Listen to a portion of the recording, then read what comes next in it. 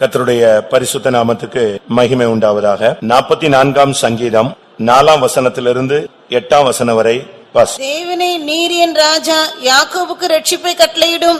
உம்மாலே எங்கள் சத்துருக்களை கீழே விழத்தாக்கி எங்களுக்கு விரோதமாய் எழும்புகிறவர்களை உம்முடைய நாமத்தினால் மிதிப்போம். என் வில்லை நான் நம்பேன், என் பட்டயம் என்னை ரட்சிப்பது இல்லை. நீரே எங்கள் சத்துருக்களில் நின்று எங்களை ரட்சித்து எங்களை பகைக்கிறவர்களை வெட்கப்படுத்துகிறீர். தேவனுக்குள் நித்தம் மேன்மை பாராட்டுவோம், உமது நாமத்தை என்னென்றைக்கும் துதிப்போம். கர்த்தருடைய பரிசுத்த நாமத்துக்கு மகிமை உண்டாவதாக. தாவீது தன்னுடைய சங்கீதத்திலே இந்த வார்த்தையை அவன் அழகாக சொல்லுகிறார். என் வில்லை நான் நம்பேன், என் பட்டயம் என்னை ரட்சிப்பதில்லை. நீரே எங்களை ரட்சிக்கிறவர். அப்படினால் தேவனுக்குள் நாங்கள் நித்தமும் மேன்மை பாராட்டுவோம். காரணம், உம்மாலே நாங்கள் எங்கள் சத்துருக்களை கீழே விழத்தாக்கி எங்களுக்கு விரோதமாய் எழும்புகிறவர்களை உம்முடைய நாமத்தினால் மிதிப்போம். அது நிமித்தம் உமது நாமத்தை என்றென்றைக்கும் துதிப்போம். தாவீதுடைய வாழ்க்கை என்பது ஒரு சாதாரண மனிதனுடைய இன்றைய பிரச்சனைகளை உள்ளடக்கிய ஒரு வாழ்க்கை. அவனுடைய துவக்கம் அற்பமாக இருந்தாலும் அவனுடைய வாழ்க்கையின் ஒவ்வொரு பகுதியிலும் தேவன் அவனை அதிகமாய் நேசித்தார், ஆசீர்வதித்தார். கடைசியில் ஓட்டம் முடிக்கிறதுக்கு முன்பாக கர்த்தர் அவனோடு பேசுகிறார்.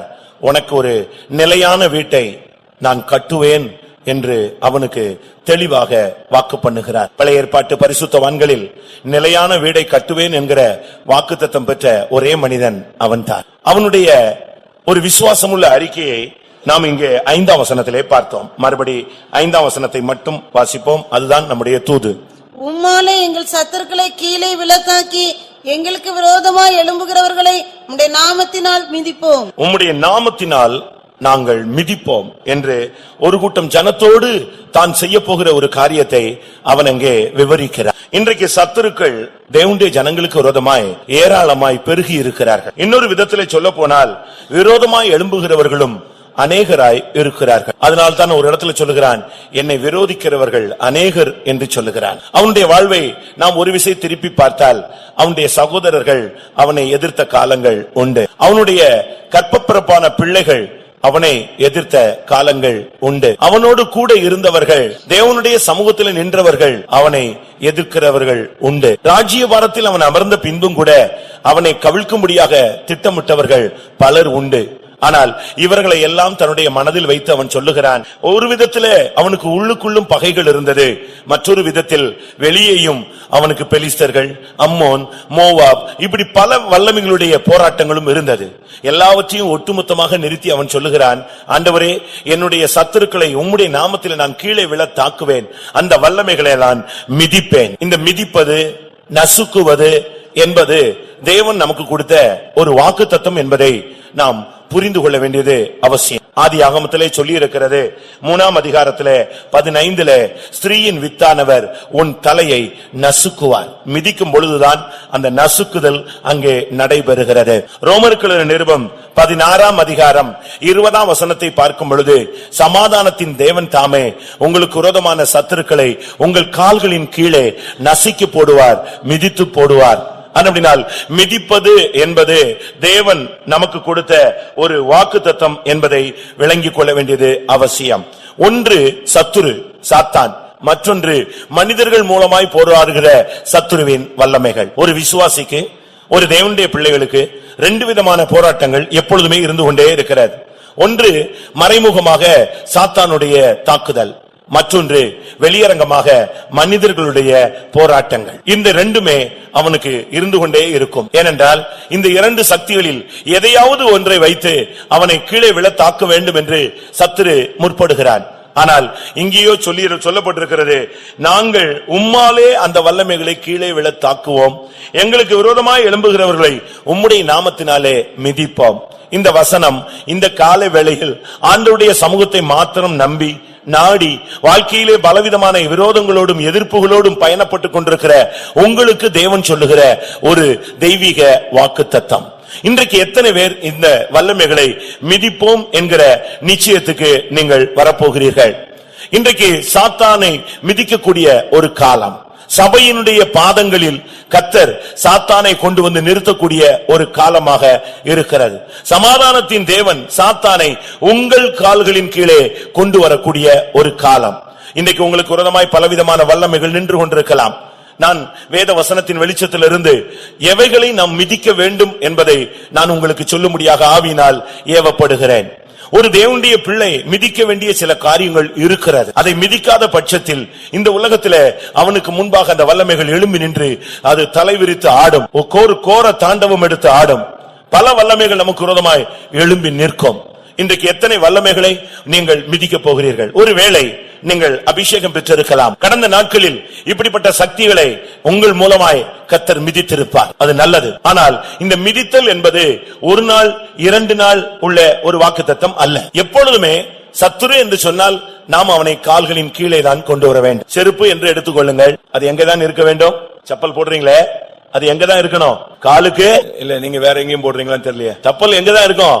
எங்கதான் போடுவோம்? காலுக்கு கீழே தான் அது இருக்க வேண்டிய இடம். உனக்கு விரோதமாய் ஒரு சத்துரு இருக்கிறான் என்றால் அவன் ஒரு சில நிமிடங்கள்ல எங்க வரணும்? கொஞ்ச நேரம் ஷோகேஸ்ல இருப்பான், விக்கிற வரைக்கும் கண்ணாடி லைட்டுகளுக்குள்ள இருப்பான். ஆனா நீ அதை உனக்கு சொந்தமாக்கி நீ வரும்போது அது உன் காலுக்கு கீழே என்ன செய்யணும்? வரணும். அது காலு கீழுக்கு வராம இருந்தா ரொம்ப கஷ்டமானது. அநேகர் இந்த வல்லமைகளை காலுக்கு கீழே இன்னும் கொண்டு வரவில்லை. அப்படினால்தான் வாழ்க்கையில எதிர்ப்புகளையும் போராட்டங்களையும் கண்டு கண்ணீர் விடுகிறார். எந்த ஒரு வல்லமையானாலும் அது தேவனுடைய பிள்ளைகளுடைய பாதங்களுக்கு கீழே தான் வரணும். ஏனென்றால் தேவன் அப்படித்தான் அந்த நியமத்தை ஏற்படுத்தி வைத்திருக்கிறார். பிசாசு ஆனால் அது தேவனுடைய பிள்ளைகளுடைய பாதங்களுக்கு கீழே வரணும். பிரச்சனை ஆனால் அது அவனுடைய பாதங்களுக்கு கீழே வரணும். ஏதேன் தோட்டத்திலே நீங்கள் பார்த்தால் ஆதாம் ஏவாளை கர்த்தர் நடக்க வைத்தார். அந்த 4 நதி ஓரங்களிலே அவர்களை கடந்து போக பண்ணினார். ஒரு நதியின் ஓரத்திலே போனால் அந்த நதி கரை முழுவதும் எப்படி இருக்கும்? பொன் விளையும். பொன் விளையும் அந்த நதியின் ஓரத்திலே மனிதன் நடந்து போனான். அந்த பொண்ணுக்கு மேலே நடந்து போனான். பரலோகத்திலே நீங்கள் போனால் அங்கே வீதிகள் உண்டு. அந்த வீதிகள் எப்படிப்பட்ட வீதிகள்? பொற்தளமான வீதி. தான் நம்மில் அநேகர் ஆவிக்குரிய ஜீவியத்தை வாஞ்சிக்கிறவர்கள், அந்த பரம தரிசனத்தை பெற்றவர்கள் நம் பொண்ணுக்கு அதிகமாக இடம் கொடுப்பது இல்லை. ஏனென்றால் அது ஆதியாகமத்திலே இல்லாவிட்டால் தேவனுடைய சிருஷ்டிப்பின் துவக்க காலங்களிலே மனிதனுடைய பாதங்களுக்கு கீழே இருந்தது. வரப்போகிற நித்தியத்தில் அது மனிதனுடைய பாதங்களுக்கு கீழே இருக்க போகிறது. அப்படினால்தான் அதை நாம் தலைக்கு மேலே எடுத்துக்கொள்வதும் இல்லை, நமக்கு ஈக்குவலாக அதை கொண்டு வருவதும் இல்லை. உலகமோ உலகத்தின் சக்திகளோ நம்மை எதிர்த்து நிற்கிற எந்த வல்லமைகளோ அது நம்முடைய பாதங்களுக்கு கீழே வர வேண்டும்.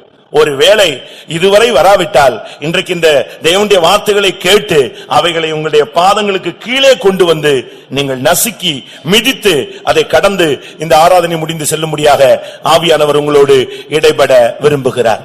உனக்கு விரோதமாய் பல சக்திகள் இருக்கலாம், ஆனால் அவைகள் எல்லாம் கர்த்தர் கொண்டு வருவார். ரோமர் 16:20 ஒரு விசை வாசிப்போம்.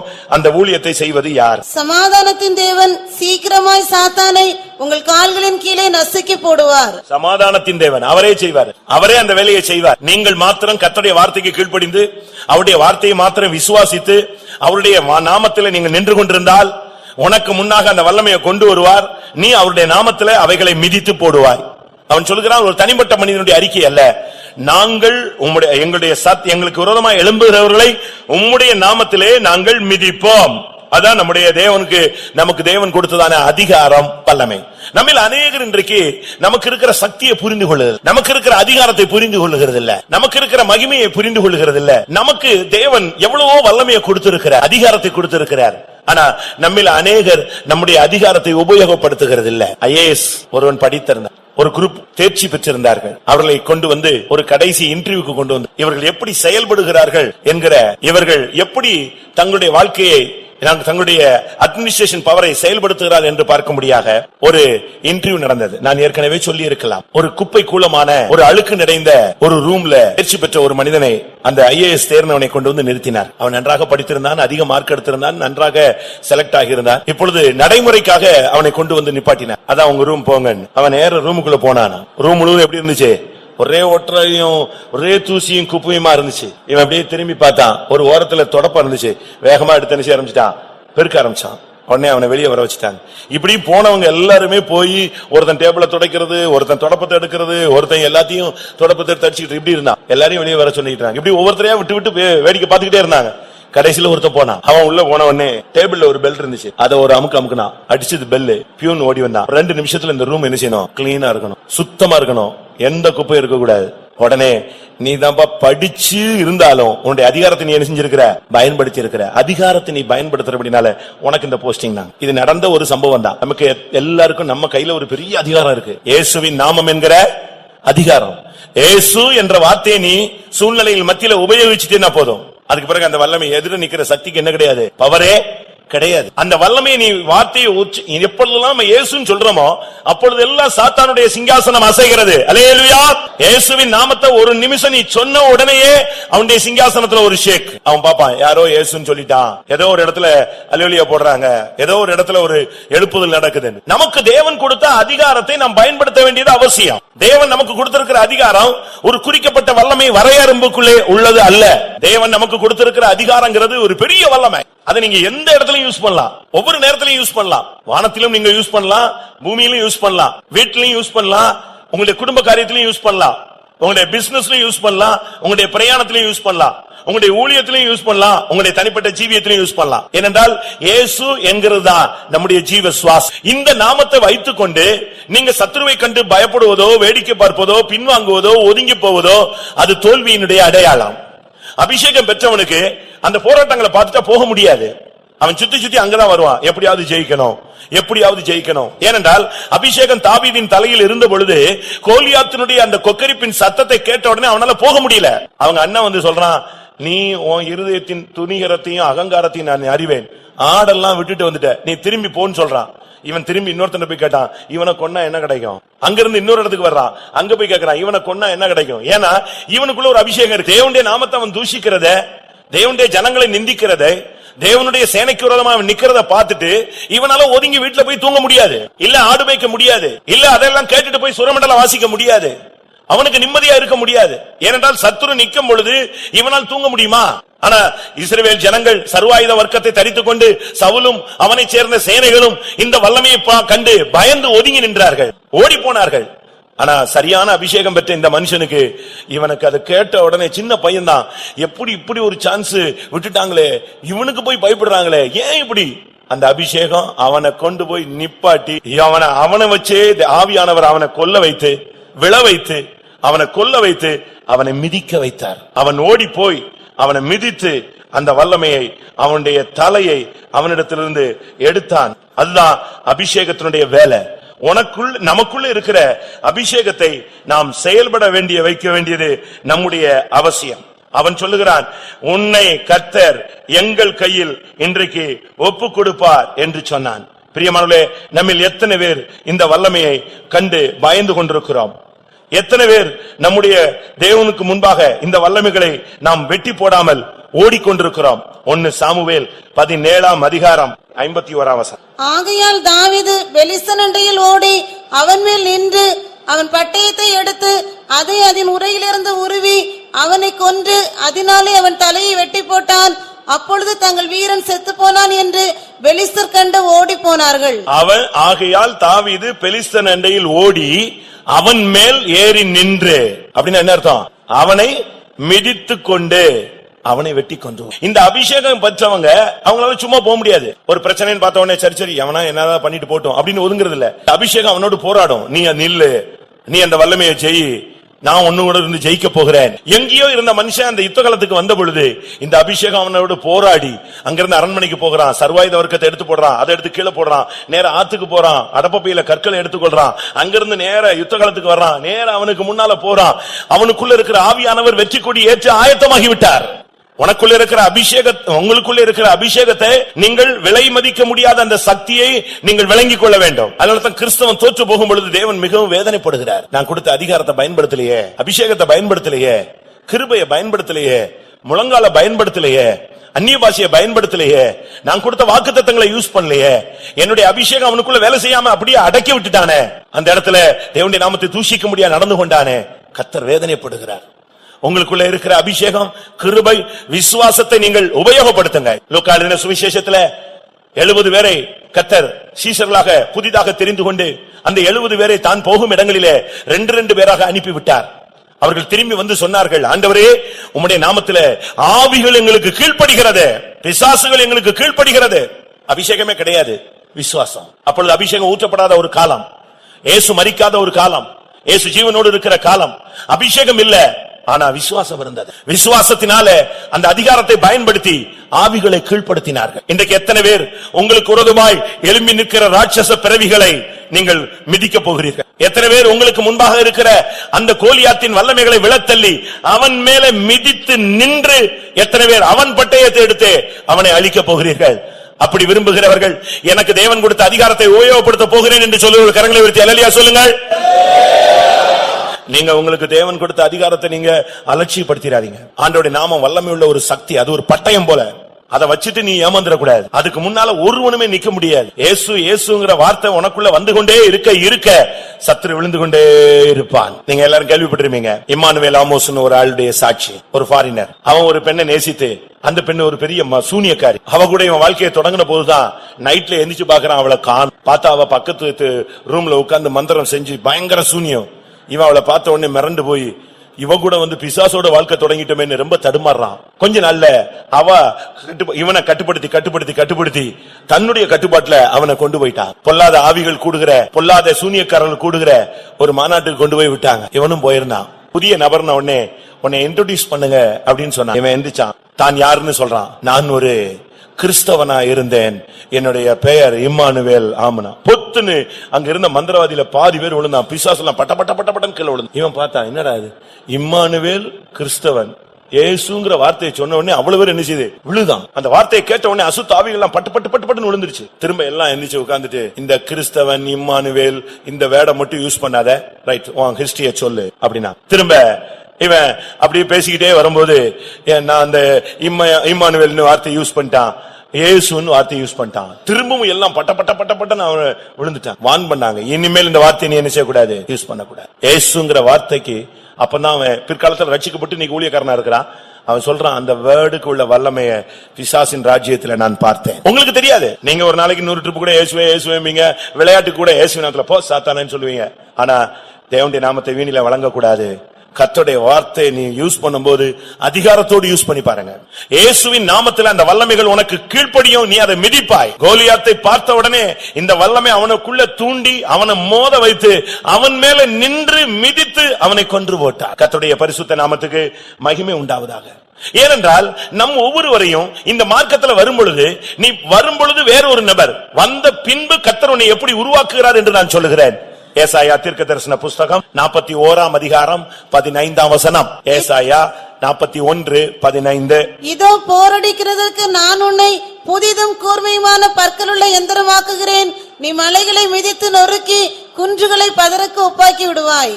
இங்கே வேதம் சொல்லுகிறது, நான் உன்னை இந்த மார்க்கத்தில் வந்த பின்பு உன்னை ஒரு புதிதான ஒரு கூர்மையான எந்திரமாக உன்னை மாற்றுகிறேன். இப்ப நீங்க பாருங்க, இந்த ஜேசிபி இந்த புல்டோசர் எல்லாம் பாருங்க, அது வாட்டுக்கு உள்ள இறங்கிருச்சுன்னு சொன்ன வச்சுக்கோங்க, ஒட்டச்சி நொறுக்கி தூள் தூளாக்கிடும். ஒரு மிஷினை நான் பார்த்தேன், அது இந்த முதல்ல வாய் மாதிரி இருக்கு. முதல்ல வாய் மாதிரியே அதை செட் பண்ணிருக்கான். எவ்வளவு பெரிய பில்டிங்னாலும் அதை அப்படியே அப்படி நீட்டி விட்டா போதும், அது அந்த பில்டிங்கை காங்கிரீட்டை பிடிச்சுக்கிட்டு அப்படியே ஒரு உழுக்குது.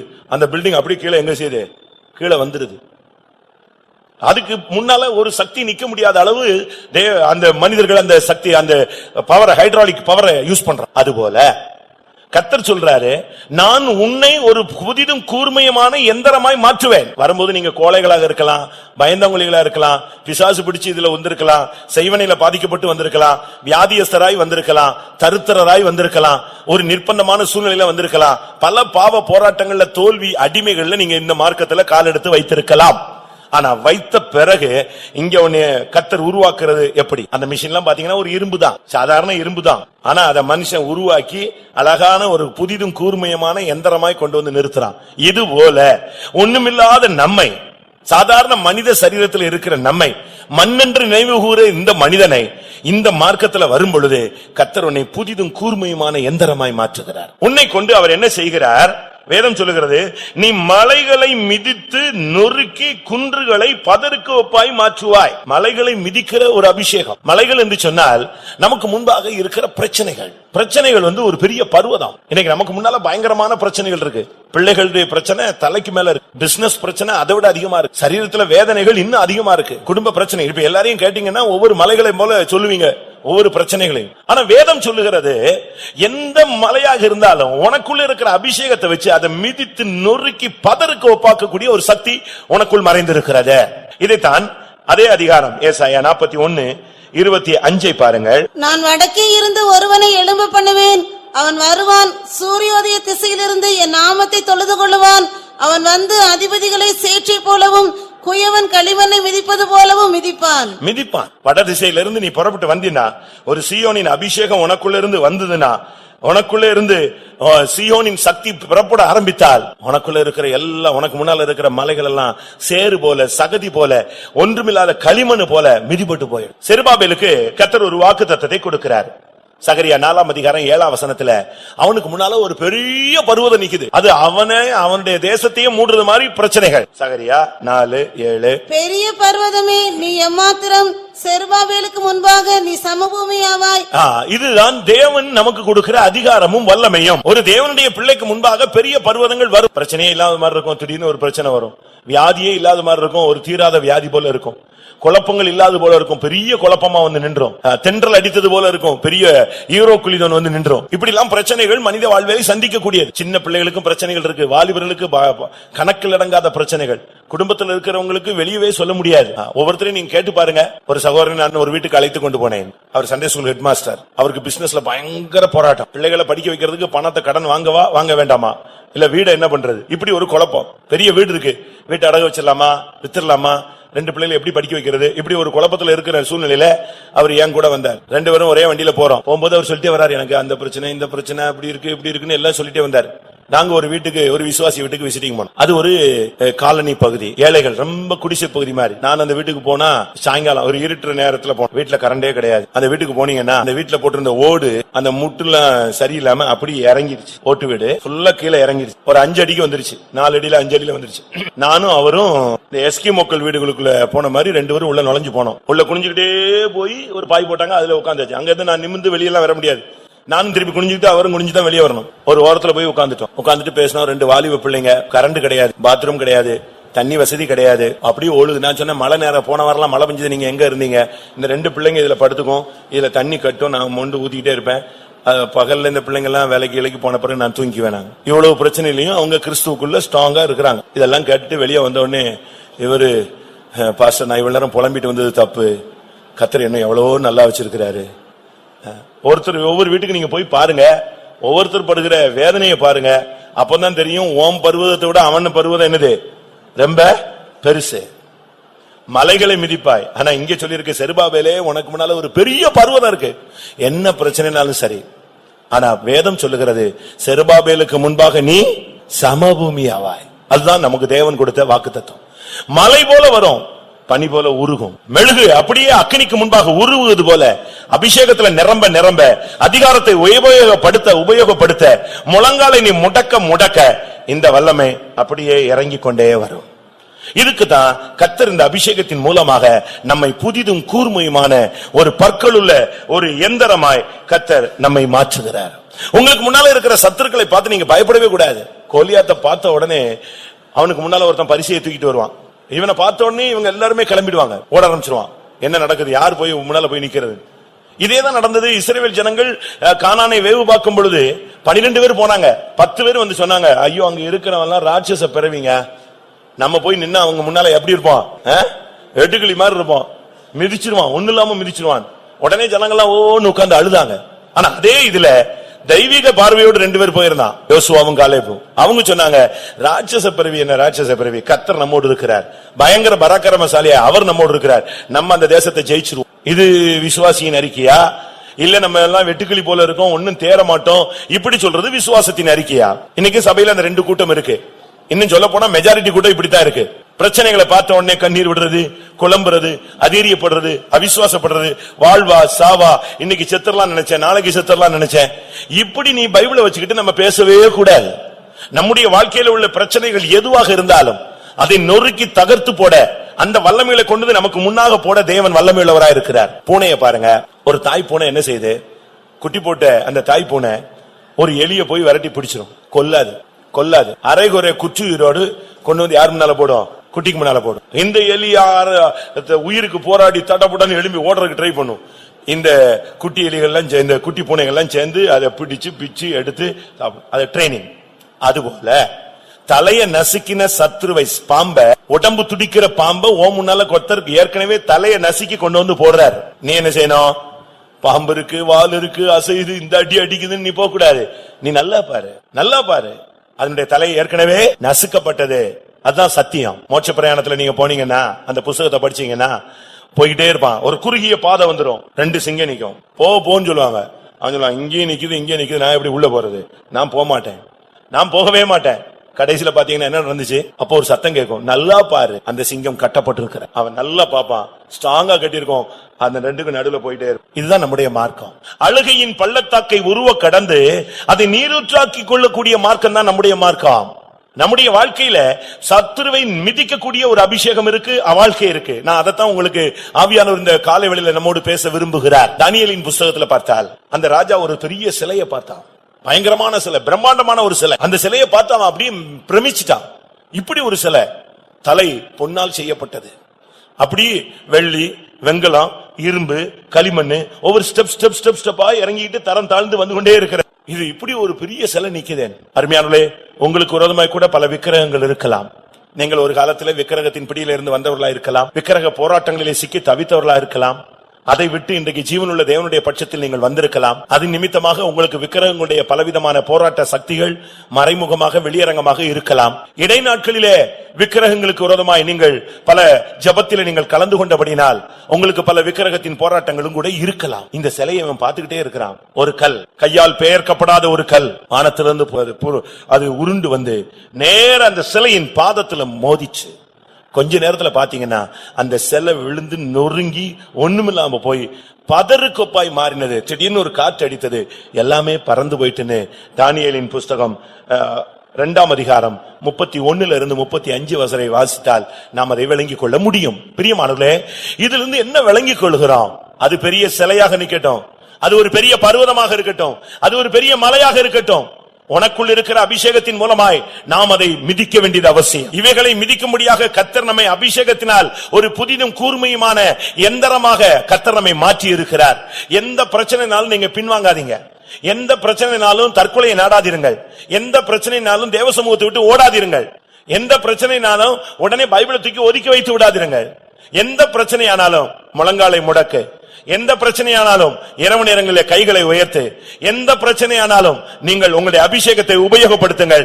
அந்நிய பாஷையில தேவனோடு பேசுங்கள், ரகசியங்களை தேவனோடு பேசுங்கள், தேவனை உங்களுடைய அறைக்கு கூட்டிக் கொண்டு வாருங்கள். உங்களுக்கு முன்பாக இருக்கிறதெல்லாம் பைபிள் சொல்லுகிறது, செருபாபேலே நான் உனக்கு முன்பாக இருப்பேன், நீ திடன்கொள். அந்த பெரிய பர்வதத்தை பார்த்து கர்த்தர் சொன்னார், பெரிய பர்வதமே நீ ஏமாத்திரம், அவன் வந்து நிற்கும் போது நீ சமபூமியாவா. இன்றைக்கு இந்த கூட்டம் முடியறதுக்குள்ளே அருமையானவர்களே, நீங்கள் இந்த சத்துருவை மிதிப்போம் என்கிற அறிக்கைக்குள் நீங்கள் வருவீர்களானால் உங்களுக்கு முன்பாக இருக்கிற பெரிய பர்வதங்கள் அப்படியே சமபூமியாய் மாறும். அதுதான் தேவன் உனக்கு கொடுக்கிற ஒரு வார்த்தை. உங்களுக்கு விரோதமாக மனிதர்கள் கூட எழும்பி வருகிறார்கள், பயங்கரமான சத்துருக்கள். அண்ணனே தம்பியை வெறுக்கிறான், தம்பி அண்ணனை வெறுக்கிறான், விசுவாசிகளை வெறுக்கிறார். உலகத்துல வேலை ஸ்தலங்களில கொஞ்சம் நீங்க ஸ்கில்ஃபுல்லா இருந்தா உடனே பொறாமைகள், கொஞ்சம் பண வசதி கிடைச்சிட்டா மத்தவங்க உங்க மேல பொறாமைப்படுகிறது. நீங்க கொஞ்சம் நல்ல சுகமா அழகா இருக்கீங்கன்னா உங்களுக்கு விரோதமாய் பலர் பல விதங்களில, பிசினஸ் கொஞ்சம் நல்லா இருக்கு, கொஞ்சம் ஒரு நிலம் வாங்கிட்டீங்க, ஒரு வீடு வாங்கிட்டீங்க, உடனே உங்களுக்கு விரோதமான சத்துருக்கள் எழும்புகிறார்கள். நீங்க சும்மா இருந்தாலும் துன்மார்க்கர்கள் எழும்புகிறார்கள். ஆனால் வேதம் சொல்லுகிறது, இந்த வல்லமைகள் எல்லாம் நீ மிதிப்பாய். இது தேவன் உனக்கு கொடுத்த ஒரு வாக்குத்தத்தம். ஏனென்றால் நீ தேவனை வணங்குகிறாய். உபாகமம் 33ஆம் அதிகாரம் 29ஆம் வசனம். இஸ்ரவேலே, நீ பாக்கியவான், கர்த்தரால் ரட்சிக்கப்பட்ட ஜனமே, உனக்கு ஒப்பானவன் யார்? உனக்கு சகாயம் செய்யும் கேடகமும் உனக்கு மகிமை பொருந்திய பட்டயமும் அவரே. உன் சத்துருக்கள் உனக்கு இச்சகம் பேசி அடங்குவார்கள், அவர்கள் மேடுகளை மிதிப்பாய் என்று சொன்னான். சத்துருக்களின் மேடுகளை மிதிக்கக்கூடிய ஒரு அபிஷேகம் இருக்கிறது, ஒரு வாக்குத்தத்தம் இருக்கிறது. அதுக்கு காரணம் என்ன தெரியுமா? கர்த்தரால் ரட்சிக்கப்பட்ட ஜனமே, உனக்கு ஒப்பானவன் யார்? ரட்சிக்கப்பட்ட ஜனத்துக்கு முன்னால சத்துருக்கள் மனிதர்கள் எழும்பி நிக்கவே முடியாது. மொர்தெகாய் ஒரு வாயில் காப்போன், ஒரு யூத. ஆனா அவனுக்கு முன்னால ஆமான் நிக்க முடியல, முட்டி முட்டி மோதி கடைசியில அவன் மரத்துல தூக்கப்பட்டு விட்டான். அதான் அவனுக்கு முடிவு. உனக்கு விரோதமாய் ஒரு வல்லமை ஒரு துன்மார்க்கன் எழும்பிட்டானா, துன்மார்க்கனை உற்று விசாரித்தாயானால் அவன் அங்கே இல்லை. நம்முடைய ஒரு ஊழியக்காரர் ஒரு கிராமத்துல போய் ஊழியம் செய்தார், பாஸ்டர் தவமணி என்று உங்களுக்கு நீங்கள் கேள்விப்பட்டிருப்பீங்க. அவர் ஒரு கிராமத்துல போய் ஊழியம் செஞ்சா அந்த கிராமத்துல உள்ள ஒரு முக்கியமான ஆள் அவரை பிடிச்சு அடிச்சிட்டான். அப்ப அந்த ஊர் ஜனங்கள்லாம் வந்து சொன்னாங்க, ஏன்பா அவரு ஒரு சாமியாரு, ஏதோ தனக்கு தெரிஞ்சது சொல்லிட்டு போறாரு, அவரு போய் நீயே அடிக்கிறாரு. இல்ல இப்படிப்பட்டவங்க எல்லாம் அடிக்கணும்னு சொன்னான். இவரு அடி வாங்கிட்டு பேசாம போயிட்டார். அடுத்த வாரம் அதே இடத்துக்கு இவர் போனார். போனா அவன் இல்ல, அவன் வீடு இல்ல, அவன் குடும்பம் இல்ல, ஒண்ணுமே இல்ல. என்னன்னு விசாரிச்சா, உங்களை அடிச்சுட்டு போனாங்க இல்லையா, அடுத்த நாள் ஏதோ ஒரு பிரச்சனையில சிக்கிட்டான், எல்லா போலீஸ் எல்லாம் வந்து மற்றவங்க எல்லாம் வந்து ரொம்ப அடிச்சுட்டாங்க, அது அவமானம் தாங்க முடியாம ஊரை விட்டே நெஞ்சிட்டான், வீட்டை காலி பண்ணி ஓடியே போயிட்டான். துன்மார்க்கனை உற்று விசாரித்தாயானால் அவன் இருந்த இடத்துல அவன் இல்ல. வேதம் என்ன சொல்லுகிறது? மல்கியா 4ஆம் அதிகாரம் 3ஆம் வசனம். சத்துருக்கள் துன்மார்க்கர்கள் உங்களுக்கு விரோதமாக எழும்புகிற துஷ்டர்களை கண்டு பயப்படாதீங்க. துன்மார்க்கரை மிதிப்பீர்கள், நான் இதை செய்யும் நாளிலே அவர்கள் உங்கள் உள்ளங்கால்களின் கீழ் சாம்பலாய் இருப்பார்கள் என்று சேனைகளின் கர்த்தர் சொல்லுகிறார். எழுதி வச்சுக்கோங்க. மல்கியா 4:3. துன்மார்க்கரை மிதிப்பீர்கள், நான் இவைகளை உங்களுக்காக செய்யும் பொழுது அவர்கள் உங்கள் உள்ளங்கால்களுக்கு கீழே சாம்பலை போல இருப்பார்கள் என்று சேனைகளின் கர்த்தர் சொல்லுகிறார். அதனால உங்களுக்கு விரோதமாக ஒரு துன்மார்க்கன் எழும்பவே முடியாது. அப்படி ஒரு துன்மார்க்கன் எழும்பிட்டான்னு சொன்னா அவன் உன் கால்ல மிதிபட போறான்னு. அதான் தேவன் உனக்கு கொடுக்கிற வார்த்தை. உனக்கு விரோதமா எழும்பிட்டான்னா அவன் விதைச்சிட்டான், உனக்கு விரோதமா பேசிட்டான்னா அவன் விதைச்சிட்டான்னு அர்த்தம். அவன் நிச்சயமா என்ன செய்வான்? தேவனுடைய பிள்ளைகளுக்கு விரோதமாய் விதைத்தவன் தேவனிடத்திலிருந்து எதை பெறுவான்? அறுப்பை பெறுவான். உனக்கு விரோதமா ஒருத்தன் நாக்குல வாயில நாவை போட்டு பேசிட்டான், உனக்கு விரோதமா கையை நீட்டிட்டான்னு சொன்னா அதனுடைய முடிவு அவன் உன் காலுக்கு கீழே வரப்போகிறான். இதுதான் சத்தியம். துன்மார்க்கரை உற்று விசாரித்து பாருங்கள், அவனை உன் கால்களுக்கு கீழே கொண்டு வந்து உள்ளங்கால்களுக்கு கீழே நான் சாம்பலாய் மாற்றுவேன். எந்த துஷ்டனும் உனக்கு விரோதமாய் எழும்ப முடியாது. அப்படி எழும்புறான்னா அவன் உன் காலுக்கு கீழே வரப்போறான்னு சத்தியம். ஏனென்றால் நீ ரட்சிக்கப்பட்ட தேவனுடைய ஜனம். அதனால தான் சொல்லி இருக்கிறது, இஸ்ரவேலே நீ பாக்கியவான், கர்த்தரால் ரட்சிக்கப்பட்ட ஜனமே, உனக்கு உப்பானவன் யார்? உனக்காக அவர் சகாயம் செய்கிறவர், உனக்கு மகிமை பொருந்திய பட்டயம் அவரே. சீக்கிரமாய் உன் சத்துருக்களின் மேடுகளை நீ மிதிப்பாய். எந்த இடத்துல உன்னை இருக்கக்கூடாதுன்னு சொன்னாங்களோ, எந்த இடத்துல நீ வரக்கூடாதுன்னு சொன்னாங்களோ, எந்த இடத்துல நீ நிக்க கூடாதுன்னு சொன்னாங்களோ, அதே இடத்துல உன்னுடைய சத்துருவை நீ மிதிப்பாய், அதே இடத்துல நீ நிற்பாய். அதுதான் ரட்சிக்கப்பட்ட ஜனங்களுக்கு தேவன் கொடுக்கிற ஒரு வாக்குத்தத்தம். இன்றைக்கு நம்ம எத்தனை பேர் நமக்காகத்தான் இயேசு வர்றார், நமக்கு தான் அவர் சகாயம் செய்கிறார். அதே அதிகாரத்துல உபாகமத்துல 33:26 பாத்தீங்கன்னா அவர் யெசூரனுக்காக சகாயமாய் வான மண்டலங்களில் வருகிறார். தேவனுடைய ஜனத்துக்கு சகாயம் செய்வது அவருடைய வேலை. இன்னைக்கு ஒரு சிலர் கேட்கிறாங்க, உங்கள் தேவன் எங்கே? சங்கீதத்தில் ஒரு வசனம் சொல்லி இருக்கிறது, உன் தேவன் எங்கே என்று அவர்கள் நாள்தோறும் கேட்கிறபடினால் என் கண்ணீரே எனக்கு உணவாயிற்று. அவங்க கேட்கிற கேள்வி என் இருதயத்தை உடைக்குது. எனக்கு அந்த வார்த்தையை தாங்கவே முடியல, ஏற்றுக்கொள்ளவே முடியல. உன் தேவன் எங்கே என்று அவர்கள் நாள்தோறும் கேட்கிறார்கள். சங்கீதம் 42:3. உன் தேவன் எங்கே என்று அவர்கள் நாள்தோறும் என்னிடத்தில் சொல்லுகிறபடியால் இரவும் பகலும் என் கண்ணீரே எனக்கு உணவாயிற்று. உன் தேவன் எங்கே என்று அவர்கள் நாள்தோறும் என்னிடத்தில் சொல்லுகிறபடினால் இரவும் பகலும் என் கண்ணீரே எனக்கு உணவாயிற்று. இன்னைக்கு கேட்கிறாங்க, உங்கள் தேவன் எங்க? ஏன் இந்த பிரச்சனையில உங்களுக்கு ஆண்டவர் உதவி செய்யல? ஏன் உங்களுக்கு ஹெல்ப் பண்ணல? ஆண்டவர் இருக்கிறாரா? ஆண்டவர் இருந்தா இப்படி நடக்குமா? உன் தேவன் எங்கே எங்கேன்னு கேட்கும் போது நமக்கு சில இடங்கள்ல அப்படியே அவமானப்பட்டு கூனி குறுகி போனது போல இருக்கிறோம். பயப்படாத, உனக்கு தேவன் கொடுக்கிற ஒரு பதில் வசனம். அது என்ன? மீகா 7ஆம் அதிகாரம் 10ஆம் வசனத்துல உன் தேவன் எங்கே என்று கேட்கிற அந்த வல்லமைகளுக்கு தேவன் கொடுக்கிற முடிவு என்ன? உன் தேவனாகிய கர்த்தர் எங்கே என்று என்னோடே சொல்லுகிற என் சத்துருவானவள் அவள் அதை பார்க்கும்போது வெட்கம் அவளை மூடும், என் கண்கள் அவளை காணும், இனி வீதிகளில் சேற்றை போல மிதிக்கப்படுவாள். உன் தேவன் எங்கே என்று என்னோடு சொல்லுகிற சத்துருவை நான் பார்க்கும்போது வெட்கம் அவளை மூடும், அவனை மூடும். நான் வீதிகளின் சேற்றை போல அவைகளை மிதிப்பேன், அவள் மிதிக்கப்படுவாள். உன் தேவன் எங்கே என்று பரியாசம் பண்ணின ஒரு கூட்டத்தை நீ காண்கிறாய். உன் தேவன் எங்கே என்று கேட்கிற உன் சத்துருக்களை நீ கேட்கிறாய். உன் தேவன் எங்கே என்கிற வார்த்தை உன்னை புண்ணாக்குகிறது. உன் தேவன் எங்கே என்று கேட்கிற வார்த்தை உன் குடும்பத்திலே உன்னை தலைகுனிய வைக்கிறது. இப்படிப்பட்ட பாதையில் போகிற தேவனுடைய ஜனமே, கர்த்தர் உங்களுக்கு சொல்லுகிறார், உன் தேவன் எங்கே என்கிற கேட்கிற வல்லமைகளை எல்லாம் கர்த்தர் உனக்கு கீழே மிதிக்கும் காலம் வந்து கொண்டிருக்கிறது. அப்படின்னா என்ன அர்த்தம்? உன் தேவன் எங்கே என்று அவர் வெளிப்படுத்த போகிறார். உன் தேவன் ஜீவிக்கிறார் என்பதை வெளிப்படுத்த போகிறார். உன் தேவன் உனக்காக எழுந்தருளி கிரியை செய்கிறவர் என்பதை அவர் நிரூபிக்க போகிறார். உன் தேவன் அவர் பலமாய் ரூபிக்கப்பட்ட தேவகுமாரன் என்பதை வெளிப்படுத்த போகிறார். உன் தேவன் உன் தரித்திரத்தை நீக்குகிறவர். உன் தேவன் உன்னை ஐஸ்வர்யவனாய் மாற்றுகிறவர். உன் தேவன் உன்னை சுகமாக்குகிறவர். உன் தேவன் உன் வியாதியை போக்குகிறவர் என்பதை அவர் வெளிப்படுத்த போகிறார். அதை கேட்கும் பொழுது சத்துரு மிதிப்பட்டது போல மாறிவிடுவான். அதனால் தான் அதே மீகாவிலே சொல்லி இருக்கிறது, என் சத்துருவே எனக்கு விரோதமாய் மேன்மை பாராட்டாதே, எனக்கு விரோதமாய் சந்தோஷப்படாதே. நான் விழுந்தாலும் எழுந்திருப்பேன், நான் இருளில் உட்கார்ந்திருந்தாலும் கர்த்தர் எனக்கு வெளிச்சமாய் இருப்பார் என்று மீகா 7:8 சொல்லப்பட்டிருக்கிறது. பிரியமானவர்களே, நீங்கள் இந்த நாட்களிலே சொல்ல வேண்டியது, என் சத்துருவே எனக்கு விரோதமாய் பெருமை பாராட்டாதே, சந்தோஷப்படாதே. நான் இருளில் உட்கார்ந்திருந்தாலும் கர்த்தர் எனக்கு வெளிச்சமா இருக்கக்கூடிய காலங்கள் வந்து கொண்டிருக்கிறது. நான் விழுந்தாலும் நான் எழுந்திருக்கும் காலம் வந்துவிட்டது என்பதை நீங்கள் தைரியமாய் சொல்லுங்கள். உங்கள் சத்துருக்களை மிதிக்கும்படியாக கர்த்தர் உங்களுக்கு ஒரு அதிகாரத்தையும் கிருபையையும் கர்த்தர் உங்களுக்கு கொடுப்பார். உனக்குள்ள ஒரு நன்மை இருக்காது, உன்னிலிருந்து கர்த்தர் ஒண்ணுமே எதிர்பார்க்க முடியாது. ஆனாலும் உனக்கு விரோதமான சத்துருக்களை கர்த்தர் நிச்சயமாய் மிதிப்பார். இதுக்குரிய ஒரு வாக்குத்தத்தம் சகரியா 10ஆம் அதிகாரம் 4-5 வசனங்களை பார்க்கும் பொழுது, அவர்களில் இருந்து கோடிக்கல்லும் அவர்களில் இருந்து கூடாரமுளையும் அவர்களில் இருந்து யுத்த வில்லும் வரும். அவர்களில் இருந்து ஆளுகிற யாவரும் ஏகமாய் புறப்படுவார்கள். அவர்கள் யுத்தத்திலே தங்கள் சத்துருக்களை வீதிகளின் சேற்றில் மிதிக்கிற பராக்கிரமசாலிகளைப் போல இருந்து கர்த்தருடைய பரிசுத்த நாமத்துக்கு மகிமை உண்டாவதாக. வேதம் சொல்லுகிறது, அவர்களில் இருந்து கோடிக்கல், அவர்களில் இருந்து கூடாரமுளை, அவர்களில் இருந்து யுத்தவில், அவர்களிலிருந்து ஆளுகிறவர்கள் புறப்படுவார்கள். அப்படின்னா என்ன அர்த்தம் பிரியமானவர்களே?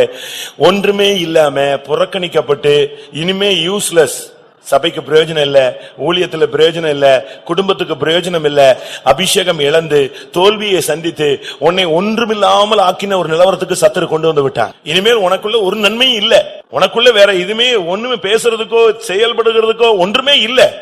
அவ்வளவு நிர்பந்தமான நிலவரத்தில் இருக்கிற ஒரு நெருக்கத்தில் நீ போய்கொண்டிருந்தாலும் கர்த்தர் சொல்லுகிறார், உன்னிலிருந்து நான் கோடிக்கல்லை கொண்டு வருவேன், உனக்குள்ளிருந்து மறுபடியும் ஆளுகிற சக்தியை உனக்கு வெளியே கொண்டு வருவேன். ஒருவேளை நீங்க உங்களை தாழ்த்தி இருக்கலாம், ஒருவேளை உங்களை நீங்களே நொந்து போயிருக்கலாம்.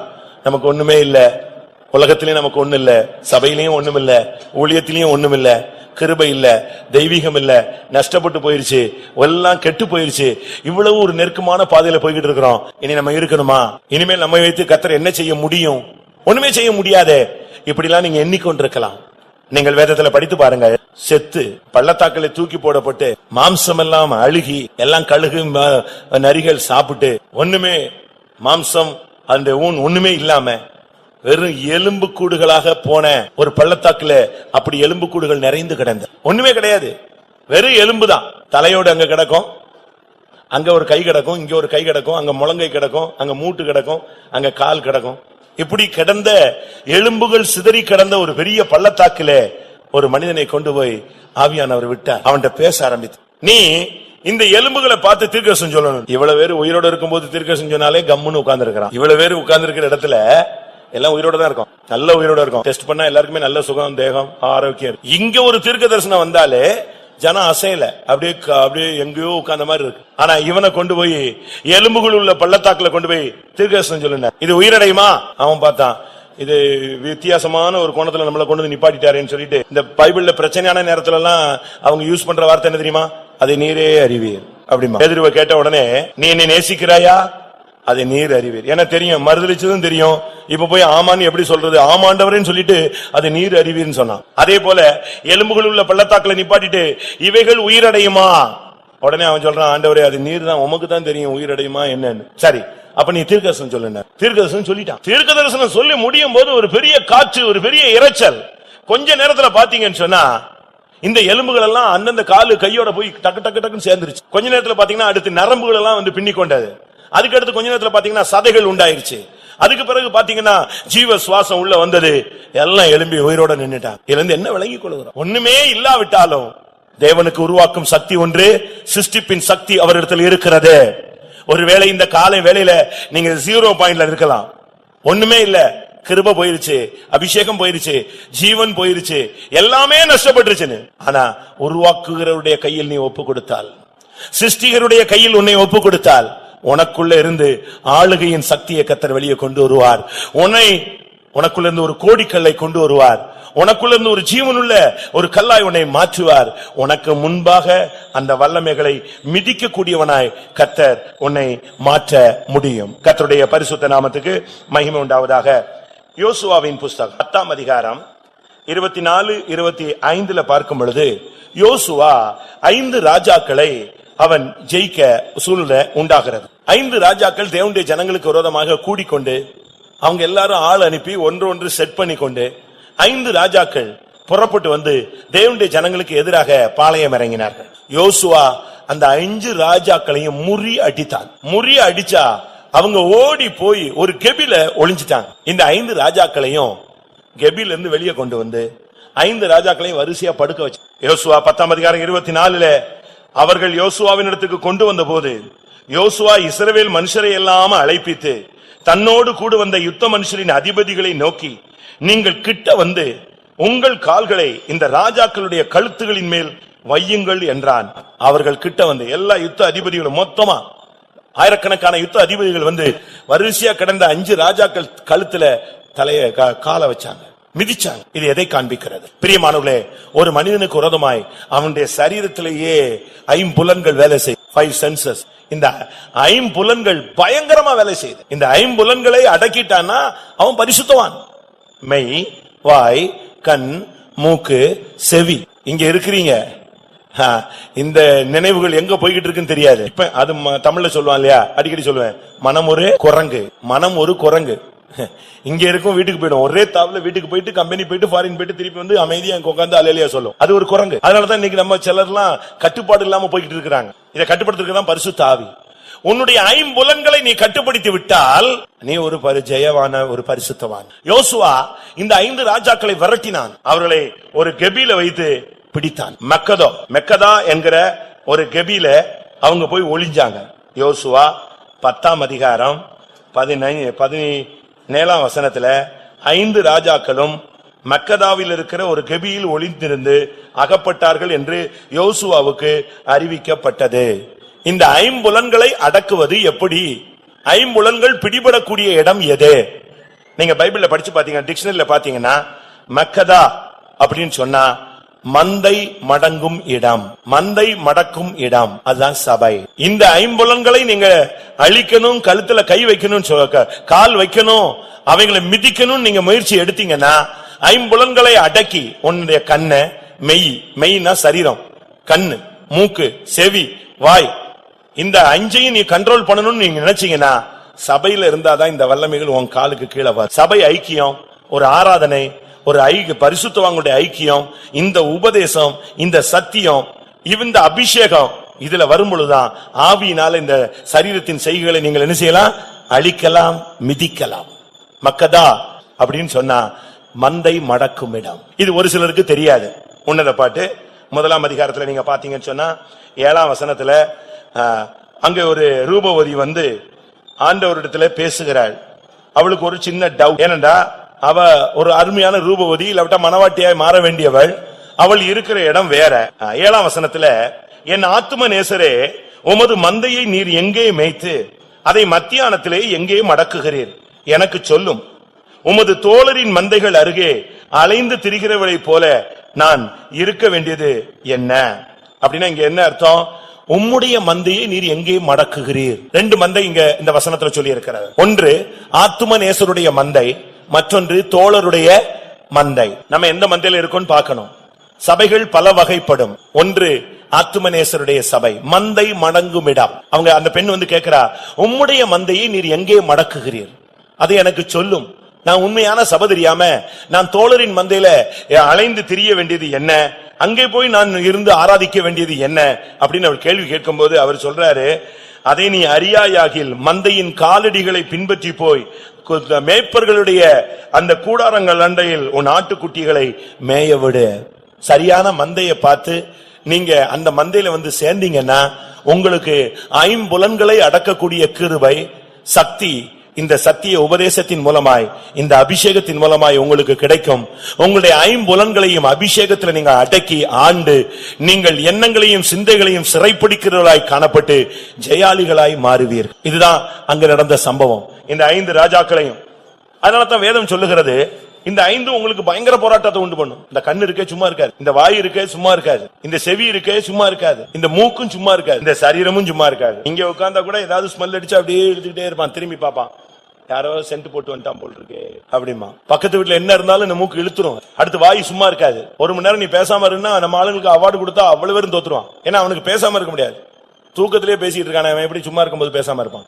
அடுத்து கண்ணு, எல்லாரும் கண்களை மூடுவோம் அப்படின்னாலும் இவனுக்கு கண்ணுல ஜெயமே கிடையாது. இந்த 5 புலன்களை, இந்த சக்திகளை கீழ்ப்படுத்துறது தான் தெய்வீக வல்லம். அதனாலதான் சொல்லுகிறது நியாயாதிபதிகள் புஸ்தகம் 5ஆம் அதிகாரம் 21, என் ஆத்துமாவே நீ பலவான்களை மிதித்தாய். உன்னை கீழ்ப்படுத்துகிற சக்திகளை நீ கீழ்ப்படுத்தணும்.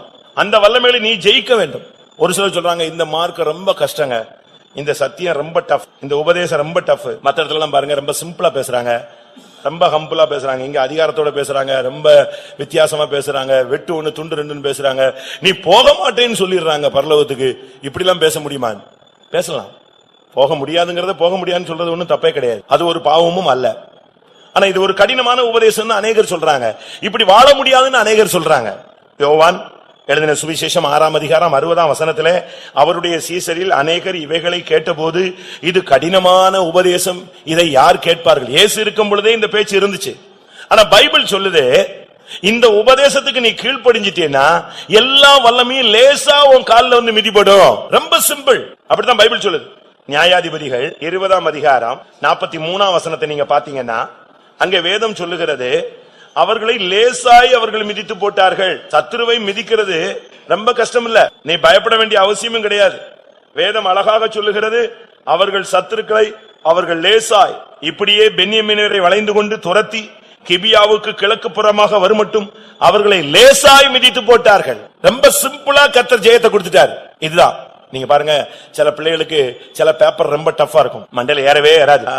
படிச்சு முடிச்ச உடனே ஞாபக சக்தியில போயிடும், அது ஒண்ணுமே இருக்காது, ஒண்ணுமே படிக்காத மாதிரி இருக்கும். ஆனா ரொம்ப ஜெபிச்சு பயந்து நொறுங்கி எல்லாத்தையும் ஊரெல்லாம் ஜெபிக்க சொல்லிட்டு போவாங்க. எல்லா ஜெபத்துக்கும் பிறகு போனா அங்க எப்படி இருக்கும்? பேப்பரு ரொம்ப ஈஸியா இருக்கும். அது தேவன் செய்யற ஒரு உதவி, ரொம்ப ஈஸியா இருக்கும். அதனாலதான் இங்க பைபிள்ல சொல்லி இருக்கிறது, அவர்கள் பென்யமீனரை துரத்தி லேசாய் மிதித்து போட்டார்கள். ரொம்ப சிம்பிளா ஜெயிச்சிட்டாங்க. நீங்க மந்தை மடக்கும் இடமாகிய மக்கதாவுக்குள்ள நீங்க வந்துட்டீங்கன்னா இந்த ஐம்புலன்களை ஐம்பொறிகளை நீ கட்டுப்படுத்தலாம். கர்த்தர் உனக்கு ஒரு அபிஷேகத்தை கொடுத்து இந்த 5 வல்லமைகளையும் உனக்கு கீழே கொண்டு வருகிறார். அடுத்ததாக நீதிமொழிகள் 27:7. நீதிமொழிகள் 27:7 வாசிக்க முடிந்தால். திருப்தி அடைந்தவன் தேன் கூட்டையும் மிதிப்பான், பசியுள்ளனுக்கோ கசப்பான பதார்த்தங்களும் தித்திப்பாய் இருக்கும். திருப்தி அடைந்தவன் தேன் கூட்டை மிதிப்பான். இதுக்குள்ள ஒரு சத்தியம் மறைந்து, திருப்தி அடைந்தவன் இந்த உலக வாழ்க்கையில இந்த மார்க்கத்துல வந்த உடனேயே நமக்கு ஒரு திருப்தி உண்டாயிரும். இன்னும் உலகம் இருக்கு, அதை அனுபவிக்கணும், அதை தெரிஞ்சுக்கணும், இதை தெரிஞ்சுக்கணும், அதை அனுபவிக்கணும், இதை வைக்கணும், இதை சேர்க்கணும், அதை சேர்க்கணும். இந்த தன்மை நமக்குள்ள வரக்கூடாது. எப்ப நம்ம பைபிளை தூக்கிட்டோமோ அன்னைக்கு உனக்கு ஒரு கான்செப்ட் இருக்கணும், போதும் என்கிற மனதுடனே கூடிய தேவ பக்தி நமக்கு மிகுந்த ஆதாயம். அது வரைக்கும் கிடைச்சது. இந்த மன்னா பொழியப்பட்ட உடனே இந்த ஜனங்கள் ஃபர்ஸ்ட் நாள்லாம் ஓடி போய் மொத்தமாலிட்டு வந்துட்டாங்க. ஆனா என்ன நடந்துச்சு தெரியுமா? அவங்க சாப்பிட்டு போக மிச்சதெல்லாம் என்ன ஆகி போச்சு? எல்லாம் பூசணம் முத்து போச்சு. நீங்க எவ்வளவுதான் சேர்த்து வச்சாலும் இன்னைக்கு சேர்த்துட்டீங்கன்னா நீ ஒன்னும் கொண்டு வந்ததில்ல, கொண்டும் போறதில்ல. ஒரு பிள்ளை கூட நீ போறதுக்குள்ள அடிச்சுக்குவானே தவிர உன் அடக்காரனை கூட கண்டுக்க மாட்டான். அந்த சொத்தை பிரிக்கிறதுக்கு தான் அவங்க ரொம்ப தீவிரமா இருப்பாங்க. எது எது எது எது உயிரோட இருக்கும் போதே அடிச்சுக்கிறான், இனி செத்துட்ட பிறகு சும்மா இருப்பானா? யோசிச்சு பாருங்க. நம்முடைய வாழ்க்கையில முதலாவது திருப்தி அடையுங்க. கர்த்தர் கொடுத்த வீடு போதும், கர்த்தர் கொடுத்த வண்டி போதும், கர்த்தர் கொடுத்த இது ஒவ்வொன்றிலையும் நீங்க திருப்தி அடையணும். 1 தீமோத்தேயுல வாசிக்கிறோம், வேதம் அழகாக சொல்லுகிறது, போதும் என்கிற மனதை நீங்கள் பெற்றுக்கொள்ளுங்கள். 1 தீமோத்தேயு 6:6 பார்க்கும் பொழுது போதும் என்கிற மனதுடனே கூடிய தேவ பக்தியை மிகுந்த ஆதாயம். அந்த போதும் என்கிற மைண்ட் உனக்குள்ள வந்துருச்சுன்னு சொன்னா, அட்டையின் குமாரத்தினுடைய ஆவி போயிருச்சுன்னு சொன்னா நீங்க திருப்தி அடைந்துருவீங்க. தேன்கூட்ட கூட மிதிக்கலாம். அட்டையின் குமாரத்தின் என்ன? தா தா 2 தான். அதுக்கு தெரிஞ்ச ஒரே வார்த்தை ஒண்ணுதான், வேற ஒண்ணுமே தெரியாது. போதுங்கிற வார்த்தை அட்டையின் குமாரத்திகள இதுல என்ன செய்யாது, கிடையாது, டிக்ஷனரியில கிடையாது. இன்னைக்கு நம்முடையவர்கள் வேதம் சொல்லுகிறது, திருப்தி அடைந்தவன் தேன்கூட்டையும் மிதிப்பான். தேன் தான், அது அதிகமா புசிக்க முடியாது. அதே நீதிமொழிகள்ல 25:27 பாருங்க, தேனை மிகுதியாய் உண்பது நல்லதல்ல. உன்னுடைய வாழ்க்கையில உலகத்தை, நீ இந்த நம்ம எல்லாம் உலகத்துல இருக்கிறோம் பிரியமானவர்களே, இந்த உலகத்துல தான் இருக்கிறோம். இயேசு இந்த உலகத்துல தான் இருந்தார். ஆனா அவர் சொல்றாரு, நான் இந்த உலகத்தில் இருந்தாலும் உலகத்தான் அல்ல, நீங்களும் இந்த உலகத்தார் அல்ல. நீங்கள் உலகத்தாரா இருந்தால் உலகம் உங்களை பகைக்காது, உலகத்தான் அல்ல என்று சொன்னால் உலகம் உங்களை பகைக்கும். இப்ப உங்களை உலகம் பகைக்குதா, நேசிக்குதா? நீங்க உலகத்தை நேசிக்கிறீங்களா, உலகத்தை வெறுக்கிறீங்களா? உங்களை நீங்களே நீங்க கேள்வி கேட்டு பாருங்க. உலகத்திலும் உலகத்தில் உள்ளவைகளிலும் அன்பு கூறாதிருங்கள், உலகமும் அதன் ஆசை இச்சைகளும் ஒளிந்து போகும். கண்களின் இச்சையும் மாம்சத்தின் இச்சையும் ஜீவனத்தின் பெருமையும் பிதாவினால் உண்டானவைகள் அல்ல, அவைகள் உலகத்தில் உண்டானவைகள். இதெல்லாம் வேதம் தெளிவாக சொல்லுகிறது.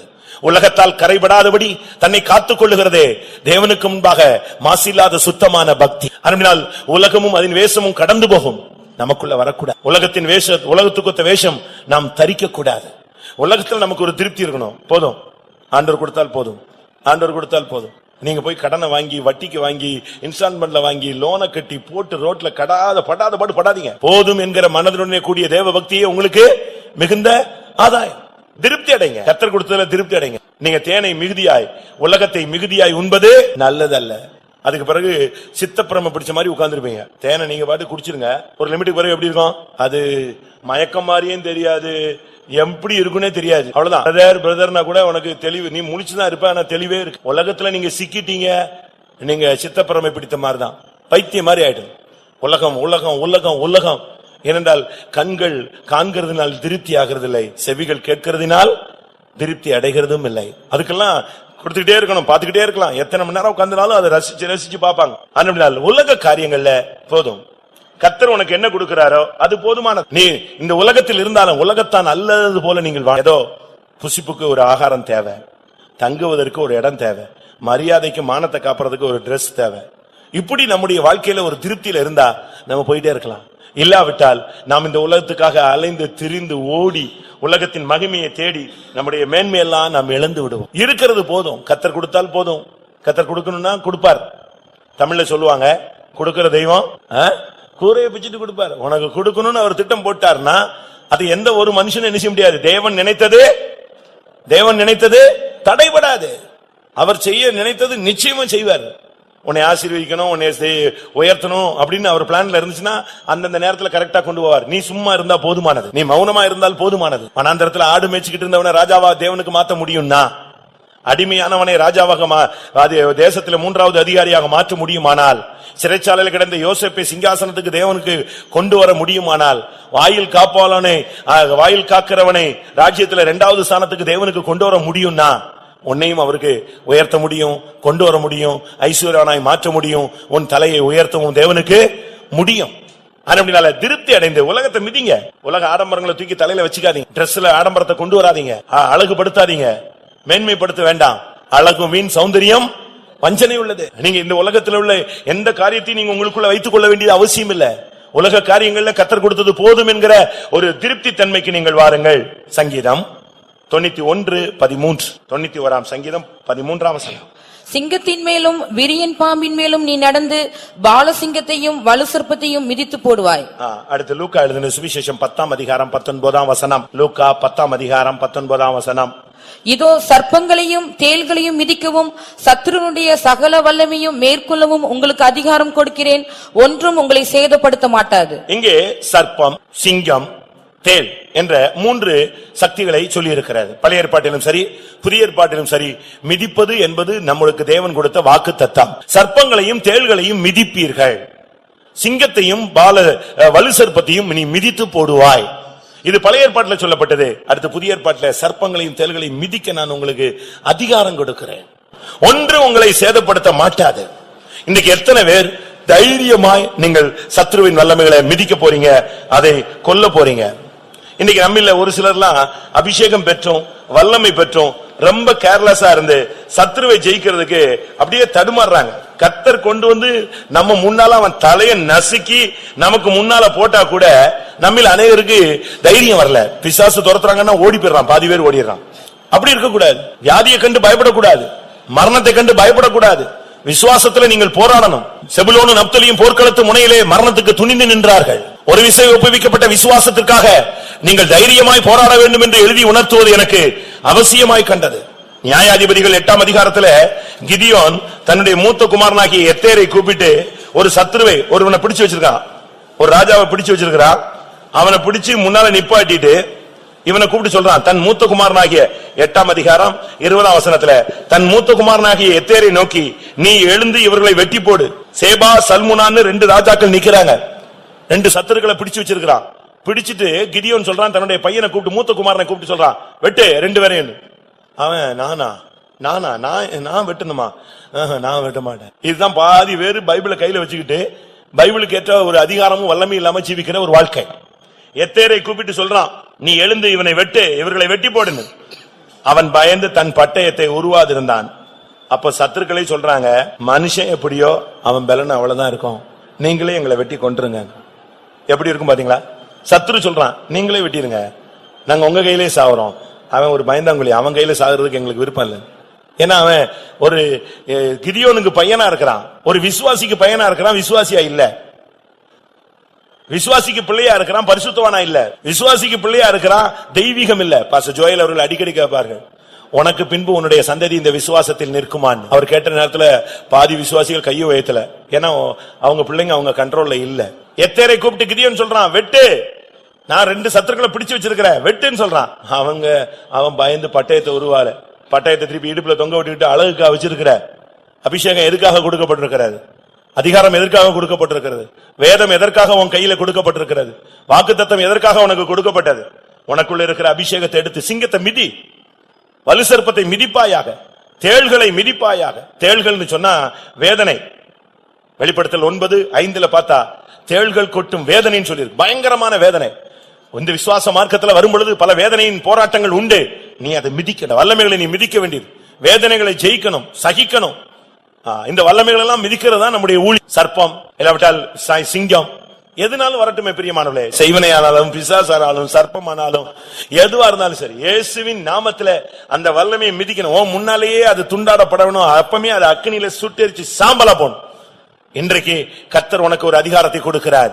சிங்கத்தின் மேலே நடக்க, வலு சர்ப்பத்தை மிதிக்க, பாலசிங்கத்தை மிதிக்க, எல்லா அந்தகார வல்லமைகளையும் மிதிக்க கர்த்தர் உனக்கு ஒரு அதிகாரத்தை கொடுக்கிறார். கடைசியாக 2 ராஜாக்கள் 9 அதிகாரம், 2 ராஜாக்கள் 9 அதிகாரம் 33 வசனம். அப்பொழுது அவன் அவளை கீழே தள்ளுங்கள் என்றான். அப்படியே அவளை கீழே தள்ளினால் அவளுடைய ரத்தம் சுவரிலும் குதிரைகளிலும் தெரித்தது. அவன் அவளை மிதித்துக் கொண்டு உள்ளே போய் புசித்து குடித்த பின்பு, நீங்கள் போய் சபிக்கப்பட்ட அந்த ஸ்திரீயை பார்த்து அவளை அடக்கம் பண்ணுங்கள், அவள் ஒரு ராஜகுமாரத்தி என்றான். இங்கே எகு உள்ளே வருகிறான், அரண்மனைக்குள்ள வர்றான். எகு அரண்மனைக்குள்ள வர்றா, எசபேல் நிக்கிறா. எசபேல் அப்படின்னு சொன்னா கற்பு இல்லாதவள்னு அர்த்தம். எசபேல் வந்து நிக்கிறா. ஆகாப் இறந்து போயாச்சு, பிள்ளை ராஜ்யபாரத்துக்கு வந்துட்டான். ஆனா இவள் என்ன செய்யறா? 2 ராஜாக்கள் 9:30. புருஷன் இறந்தாச்சு, பிள்ளை ராஜ்யபாரத்துக்கு வந்துட்டான். அம்மாவுடைய டெக்கரேஷனை பாருங்க. எகு இஸ்ரவேலுக்கு வந்தான். அதை ஏசபேல் கேட்டபோது தன் கண்களுக்கு மையிட்டு தன் தலையை சிங்காரித்துக் கொண்டு ஜன்னல் வழியாய் எட்டி பார்த்து, எசபேலுடைய டெக்கரேஷனை பாத்தீங்களா? வயசு என்ன? உன் பிள்ளை ராஜாவாயாச்சு, இந்த வயசுல தன் கண்களுக்கு மையிட்டு, அடுத்து தன் தலையை சிங்காரித்துக் கொண்டு ஜன்னல் வழியாய் எட்டி பார்க்கிற வயசாயுது. இன்னைக்கு இந்த மார்க்கத்துல வந்த பிறகு நம்ம எப்படி இருக்கிறோம்? எகு வந்தான், சரியான ஒரு அபிஷேகம் அவன் தலையில இருக்கு, பக்தி வைராக்கியத்தோடு வந்தான். வந்து பார்த்தா பிரதானிகள்லாம் கூட நின்றுட்டு இவன் மேல இருந்து எட்டி பார்த்து, என்னப்பா எப்படி இருக்கேன்னா, அவன் சொன்னா, யாராவது அங்க என் பட்சத்துல இருக்கீங்கன்னா அவளை அப்படியே கீழே தள்ளு. உடனே அங்க இவன் பட்சத்துல இருந்து இவன் வார்த்தைக்கு கீழ்ப்படிஞ்சவங்க அவளை தூக்கி கீழே போட்டாங்க. விழுந்து நொறுங்கி போனாள். எசபேலை நொறுக்குவது சபையினுடைய ஊழியம். இன்னைக்கு புதிய ஏற்பாட்டுகள்ல சபைகள் இந்த ஆவி வேலை செய்கிறதாக வெளிப்படுத்தல் 2 அதிகாரம் 26 சொல்லப்பட்டிருக்கிறது. இந்த ஆவி இன்றைக்கும் சில சபைகளுக்குள்ளே போராடுகிறது. சபையில் உள்ள விசுவாசிகள் ஊழியர்களுக்குள்ளே போராடுகிறது. இந்த எசபேலின் ஆவி ஒரு வேசித்தனத்தின் ஆவி. இது ஒரு விழுந்து போன ஆவி, தீட்டுள்ள ஆவி, தீட்டுப்படுத்தும் ஆவி, கற்பில்லாத ஒரு ஜீவியம். இன்றைக்கு அநேகரை கரைதிரை இல்லாத மனவாட்டியாய் மாற்றும்படியாக ஆண்டவருடைய வார்த்தையும் அபிஷேகமும் போராடி கொண்டிருக்கும் பொழுது அவர்களை கரைப்படுத்தும்படியாக போராடுகிற சக்தி தான் இந்த எசபேலின் சக்தி. இது அநேக புருஷர்களை தாக்குகிறது, அநேக மனைவிகளை தாக்குகிறது, அநேக தேவனுடைய பிள்ளைகளை தாக்குகிறது. இந்த வல்லமையிலே பிடிக்கப்பட்டவர்கள் அநேகர் இந்த எசபேலின் ஆவிகளுக்கு இடம் கொடுத்து தங்களுடைய வாழ்க்கையிலே மேன்மையை இழந்து போன அநேகர் இருக்கிறார்கள். இவைகள் இன்றைக்கும் கூட சபைக்குள்ள இருந்து இத்தனை வருஷமா இந்த சத்தியத்தை கேட்டு உபதேசத்தை கேட்டு வருஷ கணக்கா பழைய தன்மைகளுக்குள்ள வந்த பழைய விசுவாசிகள் என்ற பெயர் எடுத்த பின்பும் இன்னும் தங்களை சிங்காரித்துக் கொண்டு உலக ஆடம்பரங்களிலே சிக்கி தவிக்கிற விசுவாசிகள் இருக்கிறார்கள். இந்த வல்லமை நம்ம மிதிக்க வேண்டிய ஒரு நேரம் வந்து விட்டது. எசபேலை மிதிக்க வேண்டிய ஒரு காலம் வந்து விட்டது. உலக ஆடம்பரங்களை எல்லாம் வெறுத்து ஒதுக்கி தியாக வாழ்வுக்குள்ளே வர வேண்டிய ஒரு கட்டம் வந்து விட்டது. என்ன நடந்துச்சு தெரியுமா? அபிஷேகத்தோடு இவன் வரும் பொழுது என் பட்சத்தில் இருக்கிறது யாருன்னு கேட்டான். 2-3 பிரதானிகள் நின்னு பைபிள்ல சொல்லி இருக்கு. நீங்க 2 ராஜாக்கள் 9 படிச்சு பாத்தீங்கன்னா 2-3 பிரதானிகள் எட்டி பார்த்தார்கள். 32 வசனம். அப்பொழுது அவன் தன் முகத்தை அந்த ஜன்னலுக்கு நேராக ஏறெடுத்து என் பட்சத்தில் இருக்கிறது யார் யார் என்று கேட்டதற்கு 2-3 பிரதானிகள் அவனை எட்டி பார்த்தார்கள். அந்த 2-3 பிரதானிகள்னு தமிழ்ல இருக்கு. இங்கிலீஷ்ல பாத்தீங்கன்னா 2-3 அன்னகர்கள் எட்டி பார்த்தார்கள். உடனே அவன் சொன்னா, அவளை தூக்கி கீழே போடுங்க. அந்த அன்னகர்கள் உடனே அவளை அப்படியே தூக்கி கீழே போட்டாங்க. நொறுங்கி போனார். அவளை மிதித்து கொண்டு உள்ள வந்து சபைக்குள்ளே ஆவிக்குரிய வளர்ச்சிக்கு நீங்க வரணும்னு சொன்னா எசபேல நொறுக்கி மிதிச்சிட்டு உள்ள வாங்க. உள்ள வந்துட்ட பிறகு மாம்சம், உலகம், ஆடம்பரம், சிங்காரம், ஜோடிப்பு, டெக்கரேஷன் இதெல்லாம் நமக்கு உதவாது. இந்த மார்க்கத்துக்குள்ள வந்துட்டியா நீ எசபேல மிதிச்சிட்டு உள்ளவா. வீட்டுக்குள்ள வரும்போது உலகத்துல தமிழ்ல சொல்லுவாங்க, என்ன சொல்லுவாங்க, வலது கால மிதிச்சிட்டு வான்னு சொல்லுவாங்க, வலது கால வச்சு வான்னு. அதே மாதிரி சபைக்குள்ள வரும்போது ஆவிக்குரிய ஜீவத்துல வரும்பொழுது எசபேல மிதிச்சிட்டு உள்ளவா. எசபேல் உன் காலுக்குள்ள இருக்கணும். அவளை உயிரோட வச்சுக்கிட்டு இருந்தீங்கன்னா நீ எல்லாம் நல்லா சிங்காரம் பண்ணிக்கிட்டே இருக்கலாம். ஒரு அரை மணி நேரம் தலையை சீவுவீங்க, வெளியே வரும்போது ஸ்கிரீன் தட்டிரும், திருப்பி போய் ஒரு 1/4 மணி நேரம் செய்யணும். கண்ணாடியில நின்னு பாப்பீங்க, ஒரு 10 நிமிஷத்துல நீங்க யாருன்னே மறந்து போயிடும். நம்ம தான் நிக்கிறோமான்னு சொல்லி திருப்பி போய் கண்ணாடியில பார்த்து நம்ம தான் கரெக்ட் தான் நிரூபிச்சுட்டு திருப்பி வரணும். அப்படித்தானே இருக்கு இன்னைக்கு நம்முடைய சிங்காரங்கள். எப்படி இருக்கு சபை இன்னைக்கு? எங்க போய் கொண்டிருக்கிறது? உலக ஆடம்பரங்களை தவிர்க்க வேண்டிய சபை. அந்த 2-3 பிரதானிகள் என்ன செஞ்சிட்டு இருந்தாங்க தெரியுமா? அது வரைக்கும் அவ கூட தான் இருந்தான். அவளுக்கு கீழ்ப்படிஞ்சு அவளோட ஐக்கியமாகி ஒத்து போனாங்க. இதுவரை நீங்கள் உலகத்தோடு ஒருவேளை ஒத்து போயிருக்கலாம். இன்னைக்கு கர்த்தருடைய வார்த்தை சொல்லுகிறது, அவளை கீழே தள்ளு. எகு வருகிறான், அபிஷேகத்தோடு வருகிற மனுஷன் அதை மிதிச்சிட்டு போகட்டும். இன்னைக்கு எத்தனை பேர் சத்ருவின் வல்லமையை மிதிப்போம் என்று தீர்மானம் எடுக்கிறீர்கள்? எல்லாரும் கண்களை மூடுங்க. பிசாசம் மிதிக்காதவன் பரலோகத்துல அந்த பொருத்தலமான வீதியை மிதிக்க முடியாது. அவிசுவாசத்துக்கு மாத்திரம் தயவு செய்து இடம் கொடுக்காதீங்க. அவிசுவாசத்துக்கு இடம் கொடுத்துட்டீங்கன்னு வச்சுக்கோங்க, நான் இப்ப சொன்னேனே இவ்வளவு சக்தியும் உங்களை மிதிக்கும். அதான் ரொம்ப கவனம். ஒரு தீர்க்கதரிசியின் காலத்துல, ஒரு ராஜாவின் காலத்துல ஒரு பெரிய பஞ்சம் வந்து விட்டது. 2 ராஜாக்கள் 7ஆம் அதிகாரத்துல ஒரு பெரிய பஞ்சம் வந்து விட்டது. பயங்கரமான பஞ்சம். ஒரு ராஜா ஒரு பிரதானியோடு தீர்க்கதரிசியை பார்க்க வந்தான். அப்ப தீர்க்கதரிசி உடனே ஒரு தீர்க்கதரிசனம் சொன்னான், நாளைக்கு இந்த நேரத்துல இப்படி ஒரு அதிசயம் நடக்கும் சொன்னான். பக்கத்துல இருந்த பிரதானி சொன்னா, வானமே திறந்து, வானத்தின் மதகெல்லாம் திறந்து அப்படியே ஆண்டவர் கொட்டினா கூட இது என்ன செய்யாது, நடக்காது. உடனே தீர்க்கதரிசி அவனை பார்த்து சொன்னா, இந்த அதிசயம் நடக்கும், ஆனா நீ பாப்ப, ஆனா நீ என்ன செய்ய மாட்ட, அனுபவிக்க மாட்டேன். அதே மாதிரி அடுத்த நாள் வானம் திறந்தது, ஆசீர்வாதம் வந்தது, செழிப்பு வந்தது. ஜனங்கள் பஞ்சத்துல இருக்கிற ஜனங்களுக்கு ஆகாரம் கிடைக்குதுன்னு உடனே எல்லாம் ஆகாரம் பெறதுக்கு ஓடி வந்தாங்க. ராஜா என்ன பண்ணான் தெரியுமா? இந்த பிரதானியை கூப்பிட்டு, நீ தான் லைனை கிளியர் பண்ணணும்னா. இவன் போய் அங்க நின்னான். இவன் எல்லாம் லைன்ல வாங்கினா லைன்லயே அவன் சாப்பாடு இல்லாம இருக்கான். இவனை தள்ளி ஏறி மிதிச்சு ஆயிரக்கணக்கான ஜனங்கள் இவனை மிதிச்சுட்டு போய் கொஞ்ச நேரத்துல பார்த்தா பிரதானி நினைஞ்சிட்டான், மிதிப்பட்டு செத்து போனான். வீட்டுல போய் உட்கார்ந்து 2 ராஜாக்கள் 7ஆம் அதிகாரத்தை படிச்சு, நான் தேவன் இவ்வளவு நேரம் பேசின அந்த வார்த்தையை நீங்கள் விசுவாசியாமல் போனால், எவைகளை நீங்கள் மிதிப்பீர்கள் என்று கேள்விப்பட்டீர்களோ இந்த வல்லமை எல்லாம் உங்களை மிதிக்கும். ஆனா இந்த வார்த்தையை விசுவாசித்தால், எவைகளை நீ மிதிப்பாய் என்று சொன்னாயோ அவைகளெல்லாம் நீ மிதிப்பாய். எத்தனை பேர் விசுவாசிக்கிறீர்கள்? இந்த வல்லமைகள், உலகம், மாமிசம், அந்தகார சக்திகள், பிரச்சனைகள், பெரிய பர்வதங்கள், வலு சர்ப்பங்கள், சிங்கங்கள் உங்களை மிதிக்க வேண்டுமா?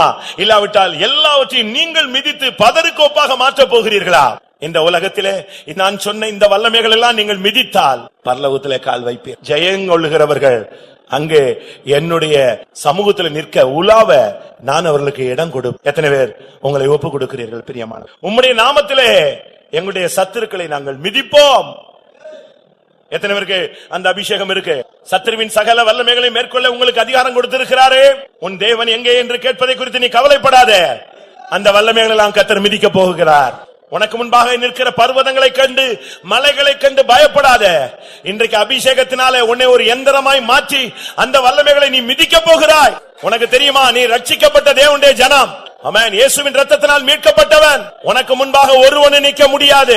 உனக்கு மகிமை பொருந்தின பட்டயமாய் அவரே வருவார். நீ துன்மார்க்கரின் மேடுகளை மிதித்து போடுவாய்.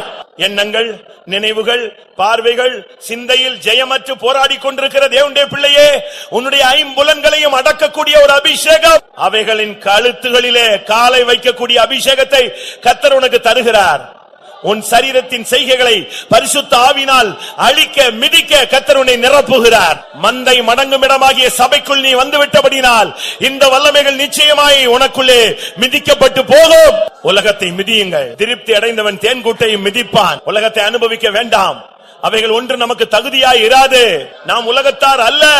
ஆமென். நமக்காக இனி ஒரு உலகம் வந்து கொண்டிருக்கிறது. ஆமென். ஹல்லேலூயா. மறுமைக்காக அழைக்கப்பட்டவர்கள்.